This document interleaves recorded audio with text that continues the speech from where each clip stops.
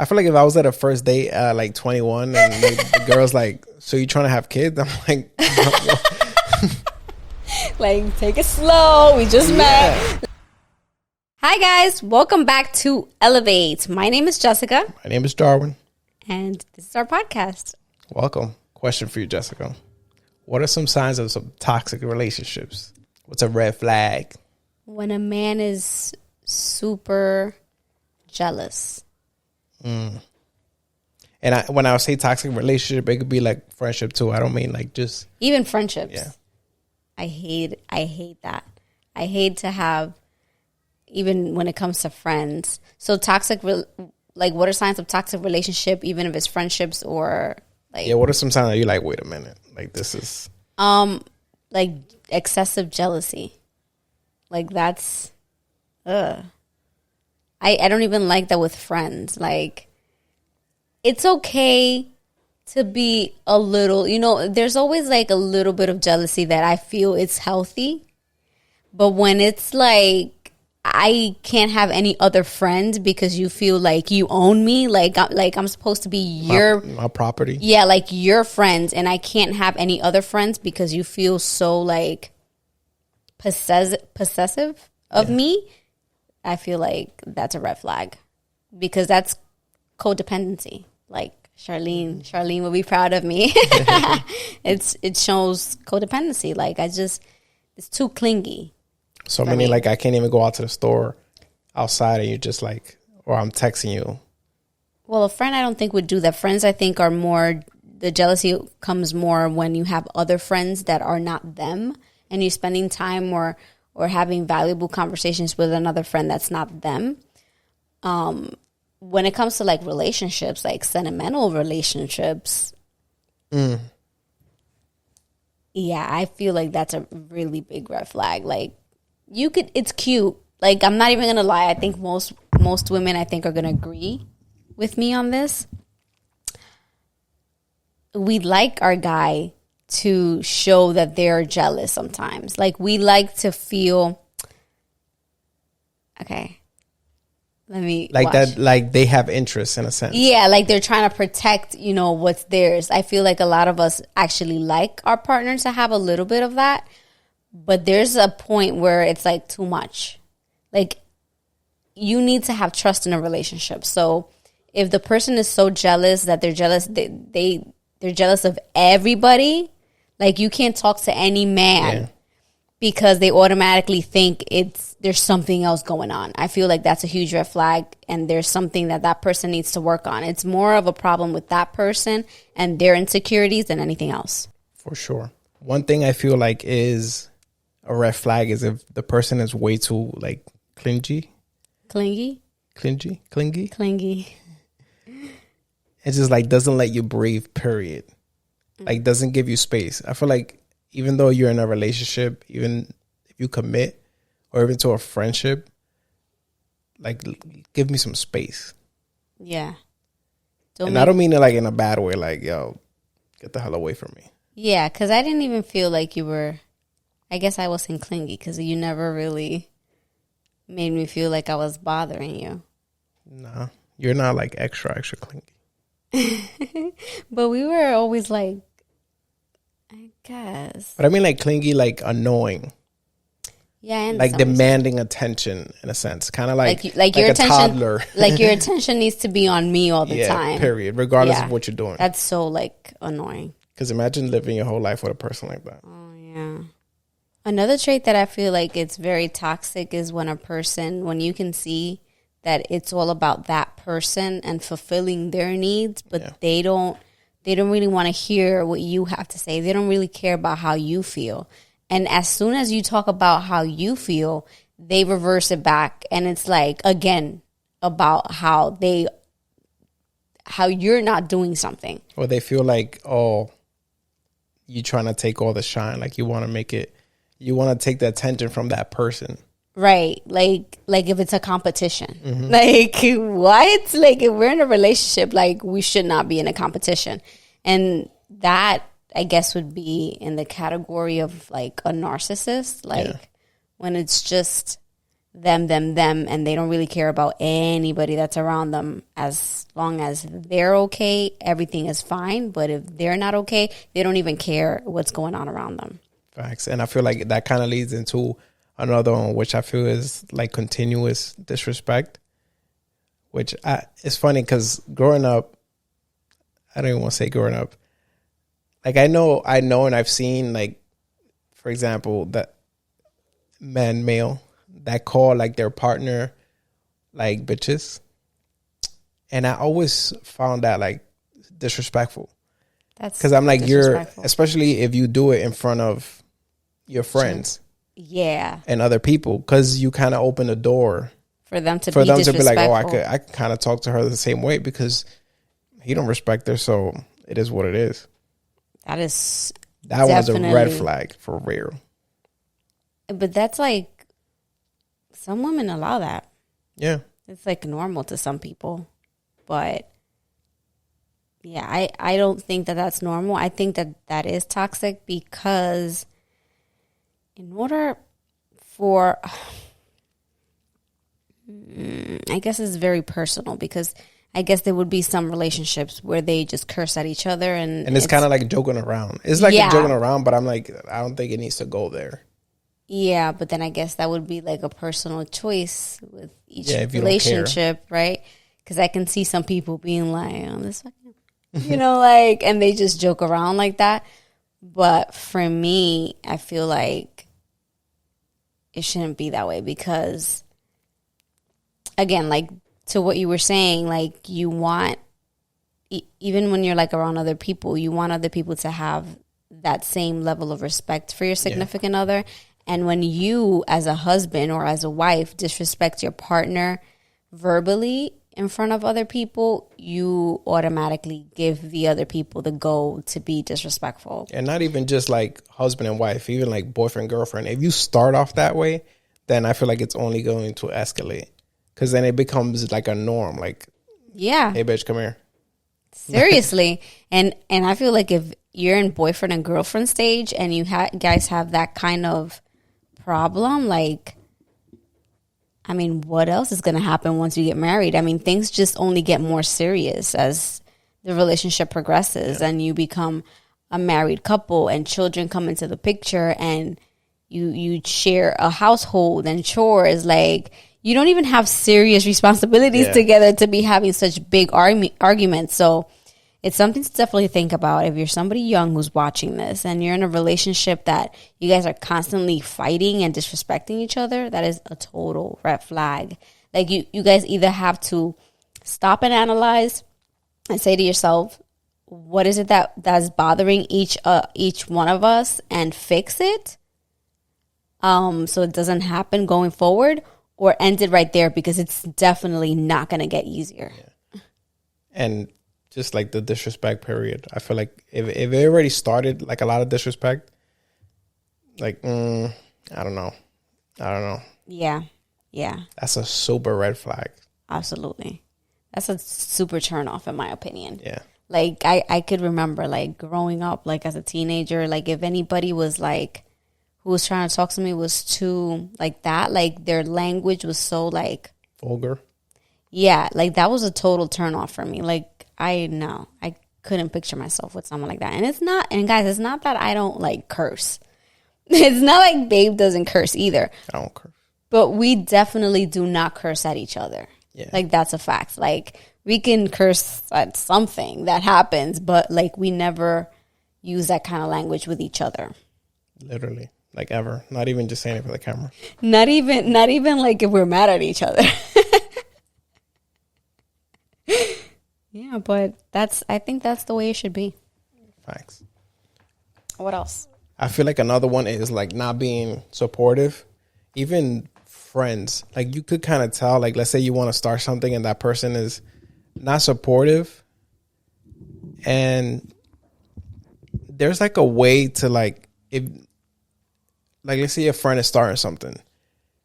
If you're not interested in that, like I feel like there's a way that you can like show it and not necessarily be not supportive.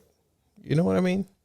Like you could not be into whatever it is that they're doing, but still support them in some way, shape, or form. However it is that they need your support. Yeah. You might not necessarily be like full into it because it's just not doesn't align with what you do, or you just have no interest in it.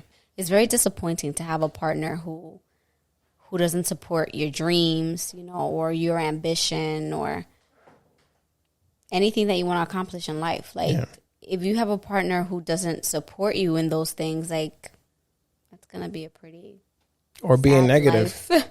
Or being like completely negative. Like, if let's say you bring me, we always talk about different businesses or whatever. If you bring me, let's say, an idea that you have, and I automatically go, like, no, that's not going to work. Like, don't do it. Or talk me down like you wouldn't be good at that. Like any idea I bring up to the table, you're like, no, like, why do you want to do that? Like, and always like shut me down. Mm-hmm. And I know there's men like that. A lot of men like that. And women too. And women too. That they just do it because. No faith, maybe? No faith, and some of them do it maliciously. Like, they just don't want that person to do better because they feel like if they have them here, they'll have more control. But that applies more, I feel, for like men that, let's say, are head of the household and, like, let's say they're the money maker. There's a lot of men that would prefer to have their woman, under a leash more, like I'm the one that needs to make the money. Yeah. Because I don't want her to have any type of power, because if I do anything that's messed up, I don't want her to be able to pick up and go. And so, yeah, that's very toxic. I honestly feel that it's okay to be with a man who wants to take care of you, as long as they're not doing it with a bad intention. Yeah. And it's very visible sometimes, the men that do it because they want to have you on a leash, Unless you don't care and you're just like, whatever. Because there's some women that don't care, I guess. If you're the type of woman who just wants to be taken care of and you don't care if that man doesn't let you live your life, then do you, boo. But I know for most women that's not the case. Yeah. We want to feel like we're being taken care of, but if at any point in time we have an idea and we want to do something, we want to, let's say, even take dance classes or go to like some sort of school to learn something to advance our skill in anything. Yeah. We don't want to feel like our husband is our dad. Yeah, you need to stay home and cook for me when I get home. You need to do as I say. Yeah. Like, at the end of the day, even if the man is the bread winner, a woman does as much work as that man does, because a stay-at-home mom does a lot. Yeah. So the fact that there's any man that feels like because they bring in all the money, they have all the say of what that woman can do in her life or not is pretty messed up, in my opinion. I always tell you too, like, if we ever get to a point where you could be a stay-at-home mom and just do what you got to do, I would say, like, I would want you to, even though you're a stay-at-home mom, like, I would always want you to try to figure out something to do, because I feel like you have a lot of potential to do something. So it's like, why would you don't want me to just waste my talents in the house and not like flourish? And not necessarily saying like, I know it sounds like, oh, I don't want you to just stay home and do nothing all day while No. I understand where you're coming from. I told you that before. Yeah, I know. You're so sweet. No, I definitely understand where you're coming from. There might be other people who might have heard that and thought something else, but I definitely know where you're coming from. Like, my husband met me, and I've always been a very ambitious person. I've always been like full of dreams. So I think my husband, if anything, might have been inspired by me through a lot of things. And now, like, for him is like, for me to just be a stay-at-home mom, for him in his head, that's too little of a task for just me. Like, let you just die slowly. Like, just do some basic thing. Like, just be a stay-at-home mom, even though that's not basic. It's not basic. That's a lot of work. But for him, he knows that I have a lot more dreams and ambitions and things that I want to pursue and I've always spoken about. So I agree, though. I totally agree with that. Like, I don't think I would ever be satisfied with just being a stay-at-home mom. I know how you that's are just too. my So personality. to keep your mind busy. That's just my personality. Yeah. So what's another trait that's very toxic in any type of relationship? A compulsive liar. Definitely. It's funny because I have had a friend that was like that. Oh, really? Yeah.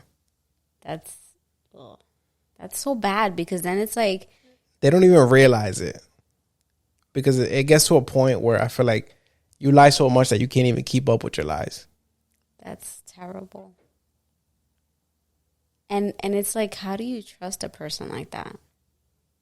And eventually, like you say, they lie so much you can't keep up with their lies that you keep on catching them. Mm-hmm. And it's like, I don't understand because I can think of a person who was like that too. And it's like, in my mind, I'm like, why? Like, why? Yeah, it'll be for the most basic shit. And like why are you lying? Yeah, like, it's not even anything so significant, exactly. Right? Like, why would you lie about that? I don't know. I think it's a little creepy. In my opinion, like, because it's like they're living a fake life. I also feel like, I don't know if maybe like intimidated by you, and they feel like, oh, I can't say the truth because I don't want this person to think I'm this way, and like I need to give him or her an answer that they're going to be satisfied with, even if I didn't do that. Oh, so just them trying to impress, to please you, regardless of what it is. I'm like, That's but in a relationship, like in a loving relationship, that's even worse. Oh yeah. If you're a compulsive liar in a relationship, then we have super problems. I can't picture, I can't understand how anybody could be with a person in a serious relationship or married to a person who constantly lies. Like, I would not be able to do that because it's like, you don't know when they're saying the truth. How do you live like that? Yeah, that's crazy. You wouldn't be able to. No, that definitely would rob my peace. I could never. That's a fact. What about people that avoid difficult conversations? Like, if you start a relationship with someone, right, or you're dating in the dating phase, and let's say you guys are in your 30s, and you obviously want to get to know this person, and anytime you ask them anything about, like, their past relationships or just anything that's it's more complex than just, hi, like, what are we doing today? And they try to avoid, like, difficult conversations or the way they feel about certain topics, finances, and all that. I feel like that's a huge red flag. Yeah, because then you feel like you're hiding something. Exactly. Yeah. If you have nothing to hide, then you be open with me. And if you're looking to have a serious relationship with me, then I think you would be even more open with me because you want me to know your true self. Yeah. So if you're avoiding conversations, that means that there's very bad stuff that you're hiding from me and you're not trying to talk about it so that you don't scare me off. Yeah, that one is hard because it's like there's some conversations that you definitely need to have before getting into a relationship or a friendship, whatever you want to call it, that if you don't have in the beginning, which a lot of people don't, a lot of people just go into it and don't. I feel like that's one thing that we always had with us, that once we started talking, like, we had some deep ass conversations. Like, and mind you, we were like 16 years old. You probably wasn't even dating it. Yeah, we were like, seriously, like, for real. Like, when we started talking on the phone, it was just talking. It wasn't even dating. That we were, like, just getting to know each other. Did I ever actually be my girlfriend? I think you did. I don't even remember. You gonna be my girlfriend? This is so long ago, you guys. My bad. You probably did, I'm sure, because I don't think I would have. Probably, yeah. Yeah. Like, you have to. That's like a... Yeah.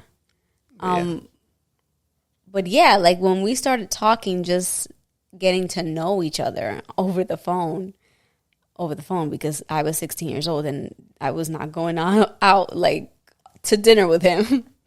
But we had some conversations, some very deep conversations, and we were only 16. Like, we would talk about, like, do you see yourself getting married? Like, do you see yourself having kids? Like, if you had a wedding, what kind of wedding would you have? Like, I think the only thing we didn't talk about, which was very important, because we spoke about religion.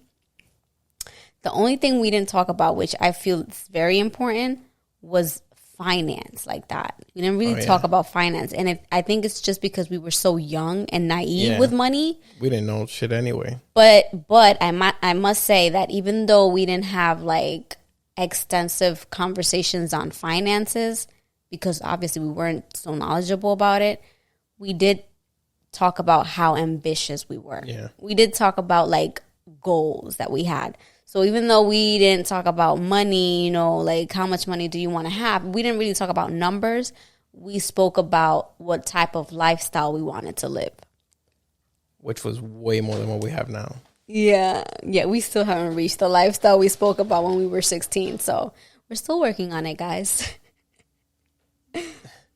But talking about those conversations, even though we didn't talk about finance, I feel like people who are getting into a relationship older, I think like that's a key.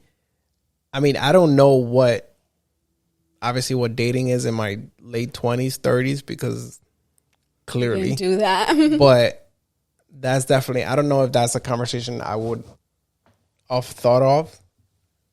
You would have thought of? Yeah.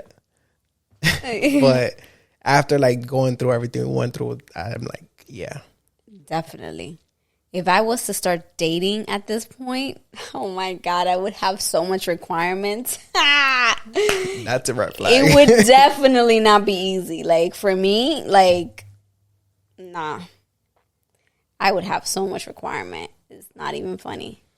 There you go, guys. So no. You better be open to having conversations.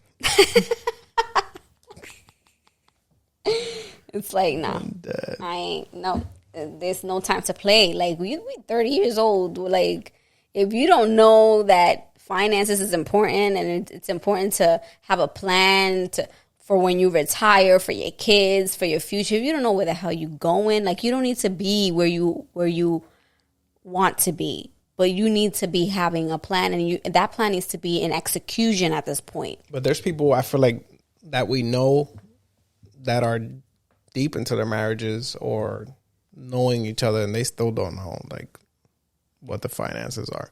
Well, some people don't even know like how much my husband or my wife makes. That's ridiculous. Like, bro, what? In my opinion, that's ridiculous. But to each his own. Yeah. I mean, but I guess if you've been with that person for a long time, I guess, you know what I mean, if you've already accepted them that way, it's never late to talk about that stuff. But it's more acceptable, I guess. Yeah. But for a person who's dating now, like you're just starting to date and you're in your 30s, no, this is a conversation you need to have. Take notes. You need to talk about finances. You need to talk about religion.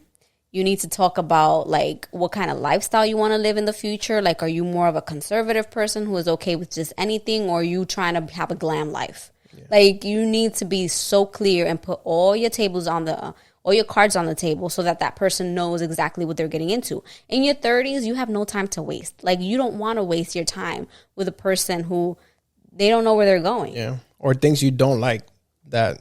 If you guys have kids, like,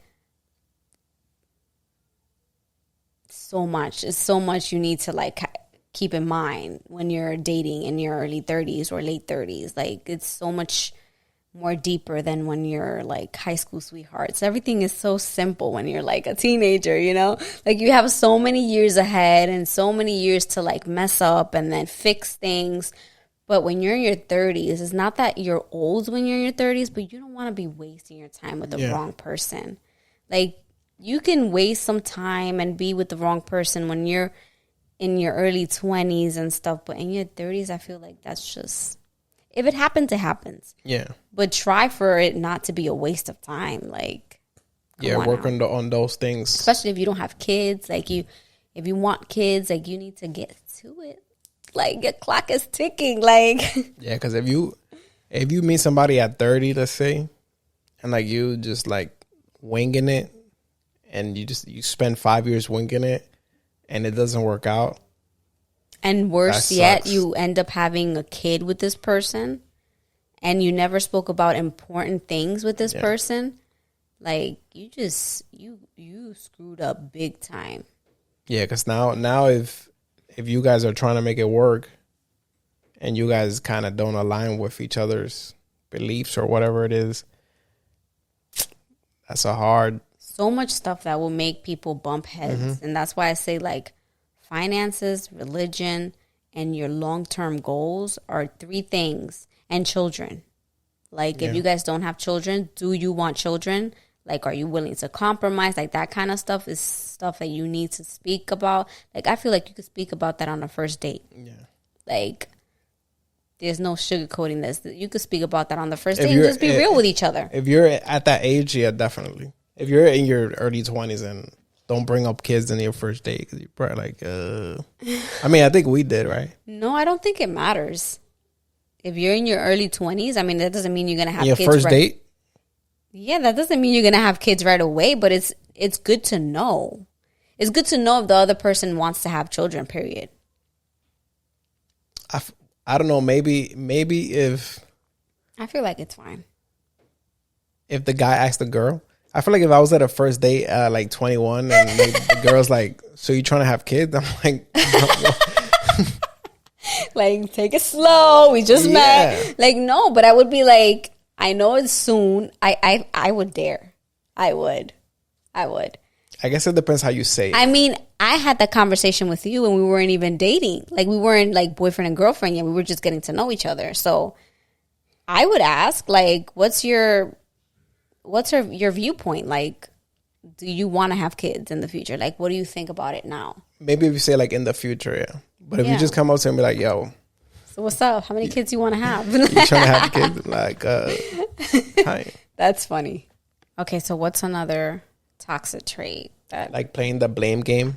I feel like it's another one. Yes. I feel like it's so much better when you're in a relationship with a person. Friendship relationship or sentimental relationship. For both people to be able to take accountability when they're wrong or when they messed up. Yeah. Because everybody does, but, to constantly just be pointing your finger at the other person, like it's you, like it's never me. I think that goes back to like being a narcissist. Kind of. Things go wrong because of you. Yeah, always. It's all you. That's so exhausting. Facts. Okay, I think we've made some good points. I think so. If those don't help you, then I don't know. You need some different type of help. You need to call Charlene. Well, this is a good conversation. So that's it for today's video. Yeah, let us know in the comment section what are some red flags that we didn't mention that you feel are toxic red flags in any type of relationship. I want to see what you got.